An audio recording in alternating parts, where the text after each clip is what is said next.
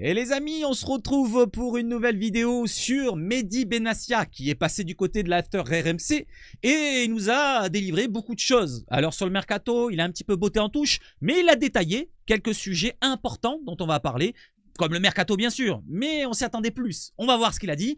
Tout d'abord, sur les exigences, écoutez bien ce qu'il va dire notre cher Mehdi Benassia. Il a un petit peu le même avis que moi. Vous savez très bien que moi je vise la plus haute marche, c'est-à-dire la première place et le titre de Ligue 1. Depuis 2010 on ne l'a pas gagné. Donc pourquoi pas si la cloche n'a pas encore sonné. Écoutez bien ce que nous dit notre cher Mehdi Benassia. Ça dure quelques secondes, je ne vais pas vous mettre la minute et je vais vous détailler un petit peu le reste. Donc écoutez. Si l'OM à la fin de la saison termine deuxième, ce serait une saison réussie? Oui, bien sûr. Bien sûr. On est obligé d'être Ligue des Champions. D'être ambitieux et de regarder ce qui se passe là-haut, parce que si tu es deuxième et que tu ne regardes pas le premier, c'est qu'il y a un gros souci. Donc forcément, non, on est ambitieux. Là, vous regardez encore le premier qui a 10 points là. Moi, potentiellement 7. Moi, je le regarde. Après, chacun est libre de faire ce qu'il veut. Moi, si j'arrive en Ligue des Champions, je pense que les gens seront fiers des progrès qu'aura fait l'équipe durant. Voilà, donc il détaille la chose après en disant que si avec une équipe qui n'a qu'un seul match par semaine comme l'OM, qui a un effectif assez complet, il n'arrive pas à viser le plus haut possible, ça serait dommage, ça serait dommageable qu'on ne profite pas de cette saison qui serait peut-être moyenne du côté des Parisiens, ça c'est moi qui le rajoute. N'oublions pas que les Parisiens ont la Coupe d'Europe, n'oublions pas que les Parisiens vont peut-être chuter, voilà, c'est pas dit qu'ils seront invaincus tout le long de la saison, et n'oublions pas que les Parisiens, on les affronte que 2 fois dans la saison, ça c'est moi qui le rajoute. Donc si on gagne contre toutes les autres équipes et si on continue à faire de progrès de plus en plus qu'on voit là actuellement depuis quelques rencontres, pourquoi pas viser le plus haut possible. Nous sommes qu'à 7 points. Voilà, virtuellement, nous sommes qu'à 7 points des Parisiens. Nous ne sommes pas à 10 points. On a un match de retard. Donc l'exigence, les ambitions de Mehdi Benassia, j'aime ça. Voilà, donc on vise le plus haut possible. Il n'y a pas qu'à s'enfermer juste dans l'objectif de la Champions League. C'est bien sûr l'objectif principal. Si on est deuxième en fin de saison, on sera quand même content. Voilà, moi je serai satisfait. Bien sûr, si on a la possibilité de premier, il ne faut pas se lésiner dessus. Il ne faut pas lésiner, il faut être en rendez-vous s'il y a les adversaires qui chutent, comme les Parisiens. Allez les amis, n'hésitez pas à donner de la force à la chaîne, abonnement, like, dislike si vous voulez, ou peu importe si vous n'avez pas envie de soutenir la chaîne, mais soutenez la chaîne, j'en ai extrêmement besoin. On y va, let's go sur quoi les amis? Sur l'introduction, et je vous détaille la chose pour le mercato, pour les sujets importants, comme De Zerbi, comme ci, comme là. On y va, let's go, 5, 4, 3, 2, 1, let's go.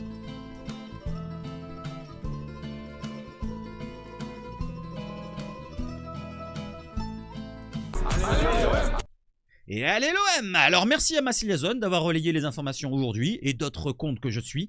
Voilà, j'ai pas eu le temps de le faire moi-même. Et je vais vous lire ça tranquillement mais sûrement. D'abord de l'actualité mercato à brut de RMC Sport avant l'entretien chez l'After.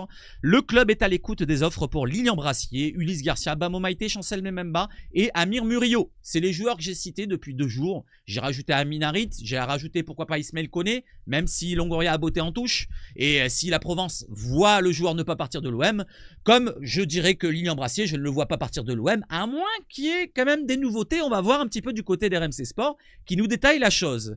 Donc on va voir un petit peu et on avance sur le dossier du mercato. Chaque éventuel départ par contre sera compensé lors du mercato hivernal selon RMC. Donc s'il y a un départ d'un joueur, Lilian Brassier ou Meïté ou Pim Pam Poum, il sera remplacé par un joueur qui pourra compenser son départ. On y va, let's go. Et on enchaîne sur Monsieur Lilian Brassier, justement. Je vous avais donné mon avis, 90-95%, et apparemment, c'est plus que ça. C'est-à-dire, c'est l'inverse, c'est plutôt 50-50 peut-être. Il y a des échanges entre l'OM, donc la direction de l'OM, et les représentants de Lilian Brassier pour un départ, car il ressent mal un mal-être du côté de Marseille. Je vous ai parlé, à moins d'un mal-être, d'un mental défaillant, d'un caractère qui n'arrive pas à affirmer du côté de l'OM, avec le psychologue qui est arrivé pour le conforter, et à moins de ça, je ne le voyais pas partir. Et à moins d'une autre grosse offre, je ne le voyais pas partir. Et apparemment, il se sent très mal à Marseille, et les dirigeants s'interrogent sur sa capacité à avoir le mental nécessaire pour s'imposer dans un club avec autant de pression. Donc on va suivre ça de très très près sur les prochains jours. Le mercato officiel commence dans 12 jours exactement. Donc pour Lilian Brassier, ça a l'air de chauffer pour son départ. Voilà, donc il aura fait que 6 mois s'il reste là jusqu'à cet hiver. Et moi je souhaite qu'il reste, bien sûr. Voilà, si on lui laisse une deuxième chance, peut-être qu'avec une deuxième partie de saison où il aura fêté la fête de fin d'année avec sa famille, et si là il aurait pris peut-être du mental, du caractère, et peut-être qu'avec le psy qui lui aura fait du bien, il aurait peut-être une deuxième partie de saison qui serait correcte. Donc on va voir la suite pour Lilian Brassier. On enchaîne avec un autre joueur, Chancel Mbemba, côté défensif. Chancel Mbemba, vous le savez très bien, le sujet c'est un départ. On attend une petite somme. Et là, on a une petite somme qui est proposée par qui? Par le Stade Rennais qui existe. Donc il y a un intérêt qui existe entre le Stade Rennais pour Chancel Mbemba du côté de Rennes, qui est prêt à mettre 2 millions d'euros pour attirer le Congolais. L'entourage du joueur a été sondé, mais pour l'instant, Chancel n'est pas partant pour l'instant. Il pourrait partir libre dans 6 mois et signer une prime à la signature avec son futur club. On connaît le sujet. Donc selon RMC, Rennes est intéressé par le joueur congolais. Ça serait un bon coup pour eux. Et si on récupère 2 millions d'euros, c'est 2 millions d'euros quand même. Voilà, donc n'oublions pas, on donne tous les mois entre 3 et 400 000 euros par mois en salaire. Et il reste là, elle a même pas joué pour la réserve. Donc ça serait récupérer un peu d'argent et un départ du côté de Rennes. N'hésitez pas à me dire ce que vous en pensez. Allez, j'enchaîne avec Mehdi Benassia et on y va tout de suite. Mehdi Benassia, du côté de l'After, a commencé par nous dire sur son poste de directeur sportif qu'il occupera dans pas très longtemps. Pour l'instant, il reste que quelques détails. C'est pour bientôt. J'ai envie de continuer à aider ce club, peu importe le contrat. Donc, peu importe le contrat, si c'est un directeur sportif ou conseiller actuellement, voilà, il aidera le club parce qu'il aime l'OM. Donc, il est là pour aider le club. Il a des prérogatives et il a des missions spécifiques. Là, actuellement, il va s'occuper du mercato cet hiver. Voilà, donc Longoria va s'écarter un petit peu, même si c'est Longoria qui décide dernièrement, avec l'aval aussi de McCourt dessus qui donne le pognon. Donc là, Benassia n'est pas encore directeur sportif, mais ça va venir. Allez, on enchaîne avec justement l'avis de Benassia sur l'année dernière. C'est très rapide, donc comme ça on va pas s'attarder sur l'année dernière. Il nous dit que l'année dernière, il a passé 6 mois où j'ai pris 0 plaisir. C'était catastrophique dans le jeu. On ne faisait pas 3 passes d'affilée, pardon. Ce n'était pas plaisant. L'attitude n'était pas bonne. On ne travaillait pas comme il faut. Travailler dans un club comme l'OM, il faut dire les choses. Donc l'année dernière, il a dit aussi, il a rajouté. Voilà, je comprends pas comment on a réussi à aller en demi-finale d'Europa League alors qu'on n'arrivait pas à aligner 3 passes consécutives.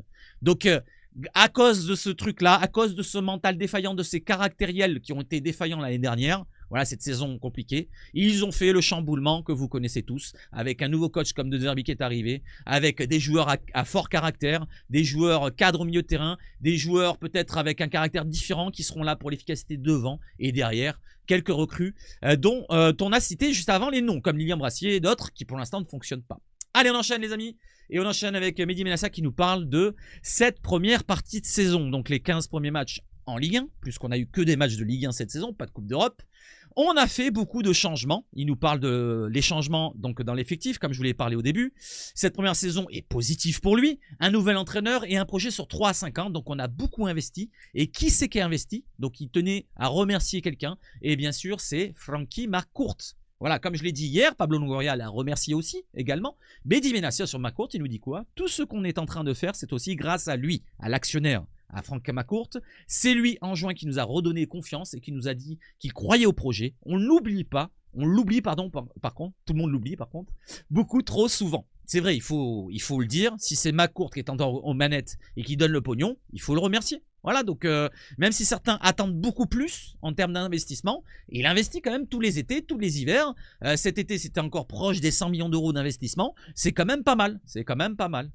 Allez, on enchaîne avec l'investissement. Non, avec plutôt l'investissement sur le terrain. Donc là, on part sur le négatif. Il a fait un premier bilan général où c'est plutôt positif qu'on termine deuxième donc à cette mi-saison. Et là, il nous parle de quelques défaillances, point de vue saison. Le match contre Paris, vous voyez l'image là. Mehdi Benassia sur le classique. Le coach avait demandé des choses très claires pendant toute la semaine. Il avait dit dernièrement, il y a 2-3 semaines où il avait détaillé la chose. Mais il a vu des choses différentes sur le terrain qui ne se sont pas déroulées par rapport à l'entraînement. À l'entraînement, De Zerbi réclamait un pressing très haut sur le terrain. Et c'est ce qu'il n'a pas vu. C'est ce qu'on n'a pas vu face à Paris. On a attendu l'adversaire. Et on a attendu qu'on encaisse le premier but, le deuxième but, le troisième but, l'exclusion d'Amin Harit. On était à la ramasse, toujours en retard sur les duels. Il voulait des choses qui n'ont pas été respectées. Donc Benassia nous a précisé tout ce que je viens de vous dire. Le pressing, l'envie, le caractère. Rien n'a été présent contre Paris. Et ça, c'est un gros point noir de ce début de saison. Même si, en général, c'est positif. Autre point noir, donc contre Paris et aussi contre Auxerre. Auxerre, Paris, tu ne peux pas faire des prestations comme ça. Auxerre, c'était un autre domaine. On commence bien la rencontre. Il me semble qu'on marque en premier, si je me trompe pas. Non, on encaisse 3-0 d'abord à la mi-temps. Donc c'était un match qui ressemblait à celui de Paris. Et contre Auxerre, c'était un autre niveau, c'est-à-dire parce que Paris, on pouvait s'attendre de perdre, mais contre Auxerre, on ne s'attendait pas de se prendre une raclée, une claque comme ça.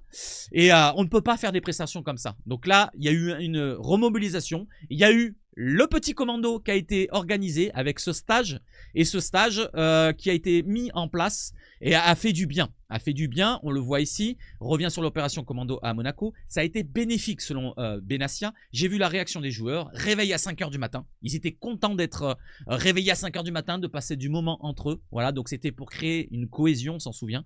On avait besoin de se retrouver avec nous, entre nous plutôt. Il fallait marquer le coup. Ce groupe s'est créé sur le tard, il y a eu beaucoup de changements. Il le précise, il a beaucoup précisé ce beaucoup de changements, cette nouveauté, ce projet sur 3 à 5 ans. Donc c'est normal, hein. Au début, il y a toujours des petits couacs. Et ce petit couac contre Angers, contre Reims, la deuxième mi-temps, contre Paris, c'est un autre couac, contre Auxerre. Il y a eu beaucoup de couacs, Strasbourg, j'en parle pas. Mais vous voyez ce que je veux dire? C'est normal. Au début, il y a quelques petits points à régler. Voilà, donc ça n'arrive pas totalement à 100% d'un coup. Et il faudra du temps, il faudra du temps, il faudra du temps. Là, actuellement, depuis 4-5 matchs, on voit du mieux. Depuis ce stage-là, ça a fait du bien. La cohésion a fait du bien. On a vu contre Lens, voilà, il y a eu une belle réaction. On a mérité cette victoire et on a gagné dans les arrêts de jeu. Enfin, dans les arrêts de jeu. On menait 2-1, il y a eu le 2-2, il y a eu le 3-1, le fameux scénario. Contre Monaco, c'était une belle réaction, on était mené au score, contre une belle équipe de Monaco. Contre Saint-Etienne, on a maîtrisé parce que face à nous, il n'y avait rien en face. Contre Lille, eh ben, on aurait pu flancher, finalement, on a tenu le coup face à une belle équipe de Lille qui joue la Ligue des Champions. Et on a tenu le coup et finalement, on voit que le niveau commence à s'élever du côté de l'OM. Point de vue de Zerbi, vous avez vu une image juste avant, je vous la remontre. Elle est ici. De Zerbi, donc il a tenu à préciser que c'est son plus gros coup depuis qu'il est arrivé à l'OM. Il est fier d'avoir attiré De Zerbi, un coach de renommée européenne, qui avait pourquoi pas Manchester comme option, donc en premier avant l'OM. Il a refusé Manchester parce que je pense que, comme il l'a dit derrière, Benassia, c'est par rapport au coup des franches qu'il n'aurait pas eu du côté d'United. Il est venu à l'OM parce qu'il connaît la ferveur, il connaît un petit peu tout ce qu'il y a autour et le contexte marseillais. Enfin, il le connaît de loin. Et il avait envie, par la passion du football, de pourquoi pas s'imposer. Et il nous dit quoi? De Zerbi se met une pression. Ouais, il se met beaucoup de pression parce qu'il veut que son jeu soit compris. Il veut mettre un jeu en place et qu'il y ait résultat derrière. Il a sacrifié sa vie pour le football. Il m'a dit, Mehdi, si je n'arrive pas à faire jouer mon équipe comme je souhaite au Vélodrome, pour moi, c'est un échec. Pour l'instant, c'est un semi-échec au Vélodrome. À l'extérieur, c'est une réussite pratiquement totale, mis à part Strasbourg. Donc, on est dans la réussite, on va dire, relative. Voilà, donc pour l'instant, on est deuxième au classement. C'est plutôt correct. On va attendre et plus le temps avancera, plus il y aura des résultats et j'espère qu'il sera satisfait de tout ça. Pour l'instant, De Zerbi est là pour 3 ans. On va attendre de voir. On n'est qu'aux 6 premiers mois, même pas. Donc, c'est pas en 6 mois qu'on va juger les résultats d'un coach qui vient d'arriver, qui met avec des nouveaux joueurs. On va attendre de voir jusqu'à la fin de saison. Ça, c'est mon bilan à moi. Je ferai un gros bilan en fin de saison. Allez, on enchaîne avec De Zerbi qui nous parle, Benassia, pardon, qui nous parle du mercato. On y va tout de suite. On va essayer de regarder à toutes les lignes où le coach estime qu'il faut retoucher. On a pris quelques buts de trop en début de saison. Donc ce qui veut dire, c'est vraiment le côté défensif qui va être retouché. Du côté de l'hiver, il a aussi tenu à préciser qu'il n'y aura pas 6, 7, 8 arrivées. Voilà, on ne va pas investir pour investir. Il n'y aura pas de folles dépenses. Voilà, donc ça ne sera pas de la folie. Voilà, on ne pourra pas dépenser plus que de ce qu'on peut. Voilà, n'oublions pas la masse salariale. Même si on n'est pas encadré, il ne faut pas déconner non plus. Voilà, c'est pour ça que ce matin, cet après-midi, je parlais de Amin Harit, des joueurs qui seraient partants pour une masse salariale réduite, comme Mbemba, ça ferait du bien. Donc, pas de folie. Et pas de folie, qui dit pas de folie, si Pogba, pardon. Et il va nous parler de Pogba. Mais avant de parler de Pogba, on part sur les départs probables d'Eli Wahi. Eli Wahi, il nous parle, Mehdi Benassia, comme Pablo Longoria, il a tenu à conforter Eli Wahi. Il a dit, quand on lui a parlé de Marseille, il nous a dit qu'il ne voulait que l'OM. Oui, il va rester, il a les qualités, il faut juste croire en lui. C'est un petit peu comme il a dit Pablo Longoria, il faut lui laisser du temps. Voilà, donc il croit en lui, que ce soit Longoria, Benassia et même De Zerbi. Il pense que c'est un des jeunes joueurs, des meilleurs jeunes attaquants européens. Il n'a que 21 ans, il a tenu à le préciser. Voilà, même si ça fait un laps de temps important qu'on le voit, il a marqué des buts. Voilà, il a marqué de son empreinte le football français pour l'instant. Il est dans les espoirs, mais pour l'instant, il est encore très jeune, 21 ans. Laissons-lui le temps. Voilà, il a eu le mauvais match face à Reims où il a été sifflé à sa sortie. Mais quand il est revenu derrière, contre Monaco, qu'il a fait son rentrée, je crois, ou contre Lens, oui, contre Monaco, je crois qu'il rentre au Vélodrome, il a été applaudi. Donc ça lui fera du bien. Et peut-être qu'à la reprise, on aura un nouveau Eli Wahi, je l'espère. Voilà, donc il va rester Eli Wahi. Et il enchaîne derrière avec d'autres joueurs, de très bons joueurs. Tiens, par contre, ça c'était dans le titre de la miniature. de très bons joueurs sont intéressés pour venir. Alors, il n'a pas tenu à détailler la chose, mais quand on pense à de très bons joueurs, on pense bien sûr à Paul Pogba. Voilà, je voulais enchaîner avec Paul Pogba. Il nous a parlé de Paul Pogba. Il a parlé de l'importance de la relation qu'il a avec Adrien Rabiot. Ils se sont connus à la Juve. Donc là, je ne l'ai pas marqué là, mais il a parlé de cette relation-là. Il a parlé aussi de Longoria qui lui a parlé directement à Paul Pogba. Et c'est vrai qu'ils ont jeté un œil dessus. Ils gardent un œil dessus quand même. Aujourd'hui, concrètement, la question qu'il faut se poser vraiment, c'est est-ce qu'un club comme l'OM peut se permettre de recruter Paul Pogba? Je viens de vous le dire avant, point de vue salarial, ça poserait peut-être problème, même si actuellement il n'a plus de salaire, puisqu'il n'a plus de club. Il va peut-être demander un dernier gros salaire, un dernier gros contrat pour sa carrière. N'oublions pas, il a 31 ans, Paul Pogba. Même s'il veut retrouver l'équipe de France, il va vouloir avoir un gros salaire. Donc, est-ce que l'OM peut se positionner sur un joueur comme Paul Pogba, qui a quand même un vécu footballistique qui est vachement reconnu mondialement? S'il n'est pas prêt physiquement aussi, il faut prendre ça en compte. Et s'il faut attendre 6 mois. Et oui, parce que n'oublions pas, Paul Pogba, il a été suspendu jusqu'en mars. Donc là, même si on le recrute en janvier, Paul Pogba, on ne pourra pas le faire jouer avant mars, voire avril, voire mai, parce que physiquement, il faut qu'il se remette en forme. Le rythme, c'est pas donné à tout le monde de reprendre directement. Donc Pogba, voilà le point un petit peu de Mehdi Benassia. C'est un peu la même chose qu'avait dit Longoria hier, différemment. Mais il jette quand même un œil. Ça, par contre, il a précisé, on y jette quand même un œil. Ce serait d'être fou que ne pas regarder Paul Pogba s'il y a une possibilité de le faire. C'est une des opportunités un petit peu à la Rabiot, comme avait dit Pablo Longoria hier, à la Rabiot, à la Hüberg, et Pogba en fait partie. Voilà, donc si on peut le faire, pourquoi pas le faire cet hiver? Voilà, et après il jouera à partir de mars-avril. Et derrière, il a tenu à préciser que le mercato, on verra par rapport aux opportunités comme je vous l'ai dit. Et derrière, il a terminé par l'arbitrage. Voilà, je tenais à parler aussi de l'arbitrage. Et il nous a parlé de Le Texier. Et il nous a dit hier, lors du match Monaco-Paris, j'attendais à ce qu'il prenne le micro et à ce qu'il s'explique par rapport à ce qu'il avait dit pour le match OM-Paris. On s'en souvient, il avait dit je tiens à l'intégrité physique des joueurs, donc c'est pour ça j'ai vu la trace sur Marquinhos que j'ai donné un carton rouge. Donc regardez ce qu'il dit. Contre nous, il nous a expliqué que sa décision a été prise après avoir constaté la trace sur Marquinhos. Ça fait 20 ans que je suis dans le foot, nous dit Mehdi. J'ai jamais vu un joueur sortir aussi défiguré que Donnarumma. Vous avez vu la photo? Je ne vous la montre pas. Hein. Balafre de comme ça, 10-15 cm. Voilà, une dizaine de broches. Voilà, donc c'était à frais, bien sûr, il y aura des points. Mais quand même, c'était impressionnant. Hein. Voilà, même si c'est un Parisien et qu'il le mérite juste parce qu'il porte le maillot de Paris, on va dire l'intégrité physique du joueur, elle a été touchée, il a été défiguré carrément. Je pense qu'il va tenir, il va garder ces traces-là toute sa vie. Et ne pas avoir de carton sur cette faute-là, c'est incompréhensible. Là, c'est pas incohérence totale, comme il dirait Pablo Longoria, c'est incompréhensible. Donc, monsieur Le Texier, je pense qu'il devrait être sanctionné par la commission de discipline des arbitres. Voilà, la DTA, celles qui veulent défendre les arbitres. Hein, on s'en souvient, l'arbitrage de Delageau, il a été soutenu. Voilà. Donc maintenant, est-ce qu'ils vont soutenir Le Texier? Je ne suis pas sûr, je ne sais pas, n'hésitez pas à me dire. Mais en tout cas, j'aimerais bien qu'il soit sanctionné parce qu'il mérite d'avoir une grosse sanction. Alors pas pour défendre le Parisien, je m'en fous moi, que ce soit un Parisien qui soit défiguré ici et là. Mais pour l'ensemble des conneries arbitrales qu'on a en France. Voilà, ça commence à énerver tous les supporters français. Il n'y a pas que les supporters à Marseille comme moi. Et ça serait bien de les sanctionner à eux aussi. Ils le méritent. Voilà, il n'y a pas que les bons points pour rester à arbitrer des matchs de haut niveau comme la Ligue des Champions ici et là. Si tu es mauvais, tu dois être rétrogradé. Voilà, comme je l'ai dit cet après-midi, les points, ça ne compte pas que dans le bonus. Le négatif aussi. Voilà. Et ça, c'est une grosse erreur d'arbitrage. Et derrière, il nous a précisé qu'en Italie, le vrai truc qui me frustre, en Ligue 1, par exemple, en Italie, certains arbitres sont susceptibles, comme en France, ouais, ils sont hautains ici et là, mais par contre, ils acceptent de parler. Ici, non. Ici, non. C'est vraiment... tu m'écoutes et tu fermes ta bouche. Un petit peu comme un papa avec son enfant.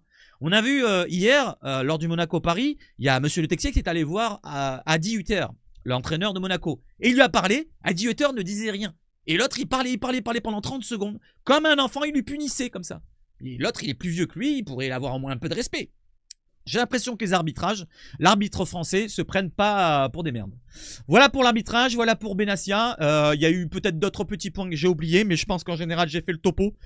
Derrière, pour RMC, monsieur Liriolo qui est passé sur un entretien du côté de la Provence. Il a détaillé la première partie de saison de l'Olympique de Marseille. Il a dit que quand il a vu Longoria, Benassia et Ravanelli, il trouve qu'ils se sont bien trouvés. Voilà, 3 anciennes personnes de la Juve, Donc lui, il est supporter plus ou moins, ou sa famille est proche de la Juve, il le dit là-dedans. Et derrière, il nous a dit, quand je les ai vus réunis comme cela, je me suis dit, ils se sont bien trouvés. Peut-être qu'à un moment, Pablo Longoria a été un peu trop seul dans ce club, en parlant de l'OM, pour présenter une institution forte. C'est vrai qu'il s'est retrouvé seul, avec son pote qui est parti, avec les problèmes avec Marcelino. Donc il a voulu un petit peu se renforcer et prendre des personnes de confiance comme Mehdi Menassia, qu'il a connu à la Juve, comme Ravanelli, qu'il a connu aussi à la Juve. Car il a été en conflit avec d'autres dirigeants. En tout cas, maintenant, ça a l'air de filer droit. Peut-être que ça ne tiendra pas, ça ne fonctionnera pas, mais en tout cas, la volonté d'unir les forces vives du club est présente. Et je me répète, nous dit Daniel Riolo, je prends un avis d'un journaliste parisien, pro-parisien, mais il est intéressant, il est pertinent. L'image est forte, ça n'est pas celle que dégagent au PSG Nasser El Khelaifi et Luis Campos par exemple. Donc ce qui veut dire, c'est que tout le monde va dans le même sens. Voilà, 3 personnes qui se connaissent, 3 personnes qui sont venues d'un club assez sérieux comme la Juve. Voilà, côté italien, on est plutôt dans le dogmatisme du résultat. Et maintenant, est-ce qu'on va avoir des résultats avec ce côté sérieux et ce côté institution avant tout? Je l'espère en tout cas. Après, il nous a parlé du sportif. Il trouve que, franchement, avec un nouveau projet mis en place, avec un nouveau coach comme Roberto De Zerbi, avec une nouvelle équipe, il trouve que, franchement, être deuxième à ce niveau-là, c'est plutôt intéressant et plutôt satisfaisant, comme il a dit Benassia.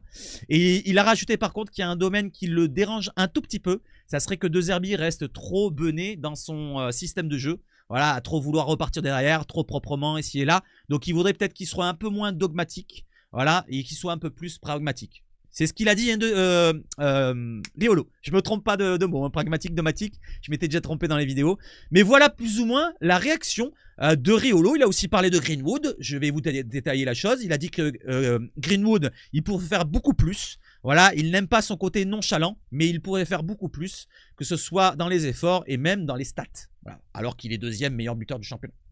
Allez les amis, on va terminer avec Riolo et l'After RMC et tout le team, mais on continue avec 2 petites actus vite fait bien fait. La première apparition pour Milan Lecce, 16 ans à peine avec le groupe professionnel. Donc peut-être qu'on aura une apparition de quelques jeunes pour le match de Coupe de France. Je ne pense pas. Voilà, il y aura d'autres joueurs à faire rentrer avant, comme les Jonathan Roux qui n'ont pas beaucoup de temps de jeu, Ismaël Koné qui n'a pas beaucoup de temps de jeu, Lilian Brassier qui n'a pas beaucoup de temps de jeu, Derek Cornelius qui n'a pas beaucoup de temps de jeu. Je ne vais pas vous énumérer tous les joueurs, mais Eli Wahin aussi. Et aussi un autre joueur, un peu plus balle sur le terrain, écoutez bien. Et oui, Delange. Delange, est-ce que ça sera sa chance dimanche de montrer sa valeur? Un joueur gardien recruté du côté d'un club particulier, Go Eagles, je sais pas quoi, en Eredivisie. Voilà, qui est arrivé pour l'instant pour dépanner avec l'absence de Blanco qui était blessé en début de saison. On l'a vu en pré-saison, c'était plutôt intéressant. Voilà, donc un gardien qui est remplaçant pour l'instant, qui n'a pas eu sa chance avec Rouli qui est énorme. Voilà, on ne peut pas jouer à la place de Rouli si tu n'es pas encore plus énorme que lui. Donc dans sa carrière, par contre, je ne savais pas qu'il avait eu aussi un problème à la hanche. Et il aurait peut-être dû arrêter le football quand il était en pleine progression, en étant jeune. Il a eu un problème à la hanche. Donc c'est particulier pour un gardien d'avoir eu un problème à la hanche et de revenir à ce très haut niveau. Et je vais lui souhaiter bonne chance quand même s'il joue dimanche. Donc en espérant, pourquoi pas le voir et voir des joueurs qu'on n'a pas vus depuis le début de saison. Donc Geoffrey Delange, un article du côté de la Provence que je vous ai détaillé en 30 secondes. Voilà les amis, et maintenant partons sur Jean-Pierre Papin, qui toujours avec la réserve marseillaise, mais qui est suivi par un club de Ligue 2. Martigues, qui est en Ligue 2, qui est dernier, je crois, du championnat de Ligue 2, si je ne me trompe pas, en difficulté, et qui cherche un entraîneur, et ils ont pensé, pourquoi pas, à Jean-Pierre Papin. Donc Foot Mercato qui nous décrit ça. Est-ce que ça serait intéressant pour Jean-Pierre Papin de partir et aller entraîner un club de Ligue 2? Je ne sais pas. Je ne sais pas quels sont ses objectifs. Est-ce qu'il est vraiment attaché à l'OM et qu'il veut rester à l'OM? Je pense que le mieux c'est qu'il termine sa saison comme il l'a dit donc au cours du début de saison et qu'il nous termine avec la réserve, pourquoi pas, championne pour monter en National 2 et qu'on ait des joueurs encore plus haut niveau pour nous aller en renfort de l'équipe pro. Voilà les amis, je pense avoir tout abordé. Je fais un rafraîchissement chez la Provence. On a Mehdi Benassia qui a envie de continuer à aider le club. J'en ai parlé en début, donc il n'y a plus rien à dire. Du côté de l'équipe, un rafraîchissement aussi de la page. Qu'est-ce qu'il y a à dire du côté du football et de la Ligue 1? Roy, Bay du côté de Nantes, c'est refermé, donc il n'y a plus rien à dire. Du côté des informations pour Twitter, on regarde vite fait s'il y a quelque chose. Chez Massilia, qu'est-ce qu'il y a que particulier? Finir deuxième, non, j'en ai parlé. La minute, est-ce qu'ils ont quelque chose d'intéressant? Non. Voilà les amigos. J'espère que vous avez apprécié cette vidéo-là, du résumé du passage de Benassia chez RMC. Et voilà, donc on se retrouve demain, après-demain, peu importe, mais en tout cas on se retrouve. N'oubliez pas, demain, ce vendredi à partir de 14h la conférence de presse de Roberto De Zerbi pour l'avant-match d'AS Saint-Etienne contre l'OM avec Michael Amir Murillo qui passera avec lui et après il y aura le match dimanche. N'oubliez pas, j'ai déjà programmé le match. J'ai déjà programmé le match. N'hésitez pas à aller dans la description pour aller mettre de la force au live. Je vous ai programmé le match. Vous cliquez sur le lien où il y aura marqué match commenté par Seb, ASSE OM. Et vous cliquez sur le lien, vous mettez de la force, like, partage et tout au team. Merci encore d'avoir suivi la vidéo jusqu'au bout. 25 minutes de vidéo. J'ai fait plus rapide que Longoria. Et je vous souhaite de passer une excellente fin de soirée. Vive le foot chez Sabache Foot. Le soutien de la chaîne, ça passe par là. Et encore, et surtout, allez l'OM!